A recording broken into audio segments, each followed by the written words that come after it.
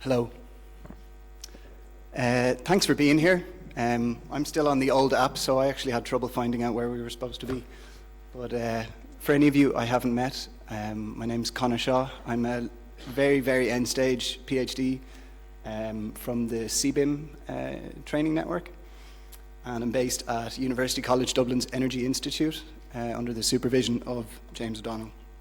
And I worked with James and my colleague Flavia on this work. So I'm feeling very lucky to be here. We had a really nice last few days, but I'm not only lucky to be here because I've had a nice time with you guys, but I actually almost missed my flight coming from Berlin. And the reason was because I was absolutely fascinated with the coffee cup I purchased a coffee in. So you guys are a smart bunch. Would anybody be able to hazard a guess at where is the contradiction in what you're seeing in this image? Just shout it out. Any contradiction? Somebody have a go? Sorry? Well, it's a disposable cup, yeah. So there's labeling, there's environmental labeling on the cup. And I was confused by this because on the left-hand side it told me I had gone green by having some environmental cup. And in the same label from the same direction, it contains plastic.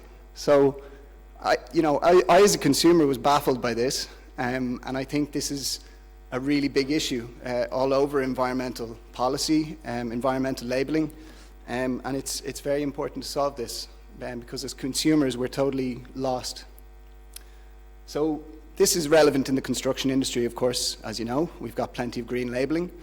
But what I can say about most green labels is they've come from the grassroots. So they've come bottom up. They're driven by value in the market, raising the value of buildings and infrastructure. Maybe, except for the building energy certs, national building energy certs, that's kind of a different thing.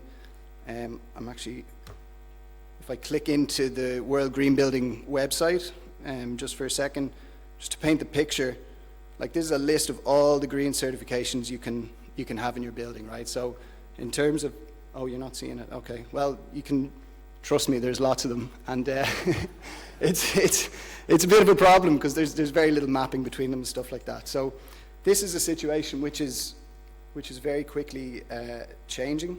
And in the European Union, we've had recently the Corporate Sustainability Reporting Directive. I don't know if you're familiar with that, but it's going to change things a lot and very quickly. So right now, big corporations, so people having over 500 employees, they now have to report non-financial metrics like carbon emissions and things like that in their management reports. And in a couple of years, that's going to go to SMEs as well. So this is a massive change. And we're interested in our department about how the industry is going to do this. So a lot of that is based on life cycle assessment information. We've seen a bit of that today.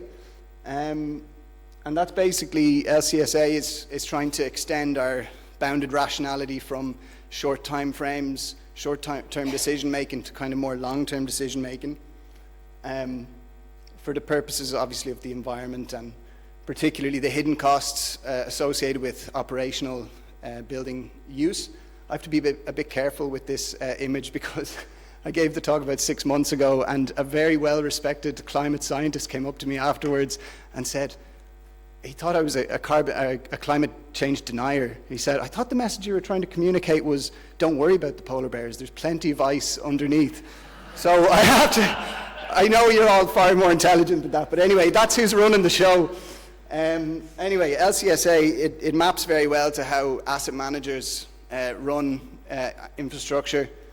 And what we find, actually, my early research was that asset managers as a kind of profession are sort of key change agents, I think. They've already got this life cycle thinking. But as you all know, to do life cycle assessment well, it's a massive headache, information management headache. Won't go into it, but if you're interested, we just had a publication from BPAM a couple of days ago that deals with this whole information management problem. You've heard it all week. I won't go into it. So as far as this paper from this conference, I'm not going to go into too much technical detail because it's the third day and you're probably sick of technical detail, but I'll just give you the highlights. So what we do in this paper is we provide a harmonized practice and policy requirements for the future IT landscape to support environmental policy. So meaning we've seen kind of where LCA is used either at an early stage for making the biggest impact or at later stages for sorting out the operational side of things. Well, we think that this needs harmonization, like in many areas. We provide a future IT landscape based on a modular approach. It's kind of probably consensus opinion at this stage. And we propose an extension of the RealEstateCore for a couple of reasons as the data model to support this. I'll just take a quick look at these things. So our idea of a harmonized future IT landscape, it's a lot of stuff you'd probably expect in there, scalability, affordability, all that stuff. But the key one I want to look at is the kind of harmonization of the functionality. So both analytical for the practitioners and reporting, validation, verification for the policymakers. So we've kind of come up with a requirements for let's say, an environmental policy aligned IT landscape. And we're testing this with a couple of services. Very simple diagram, but the key thing to take away from that is we're looking at a modular ontology approach. So we're talking about top-level ontologies of building data supported by application-specific modular ontologies. I guess as well this is kind of consensus opinion at this point in the ontologies space.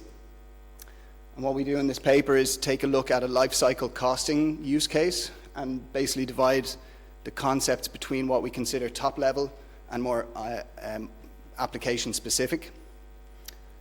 And then we map those with the RealEstateCore as the most comprehensive ontology currently that covers our use case. But there's a couple of other reasons why we go this way. Firstly is it's kind of strategic, right? They've got a user base already, but they're also engaged with consensus activities. And I think, in my opinion, is a very important tenet of any kind of standardization initiatives at the moment. It's like we got to engage in consensus, not just keep throwing out new comprehensive standards and things like that. So you can have a read of the paper. I'm going to unashamedly use loads of QR codes now for the rest of the session. And just to show you what we're doing in the meantime. So we're looking at we've implemented this into a Neo4j graph with some test data from, I've heard everybody's working on an airport case study. Maybe it's all the same, I don't know. But it's a large infrastructure case study. And what we're doing is, firstly, from the practice side, we're looking at retrieving data to feed into life cycle cost analysis applications, and then enrich the graph with analysis results, so kind of based on conceptual portfolios and analysis events and things like that. So we're playing around with this. And we're also looking at the kind of the policy side of things as well. We're looking at mapping to the levels framework. In particular is the EU's kind of plan to roll out sustainability reporting across the European Union. So we're playing around with that as well. And how we're testing that is with stakeholders. We've just finished up a study with 20 experts from policy and practice.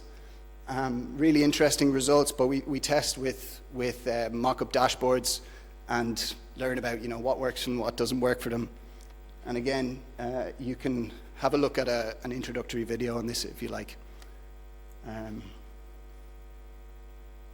Yes, and if you're interested in any of this, if it sparks any ideas, just get in touch or follow. I think LinkedIn is maybe where I post stuff, so that's a good way to keep up with what we're doing.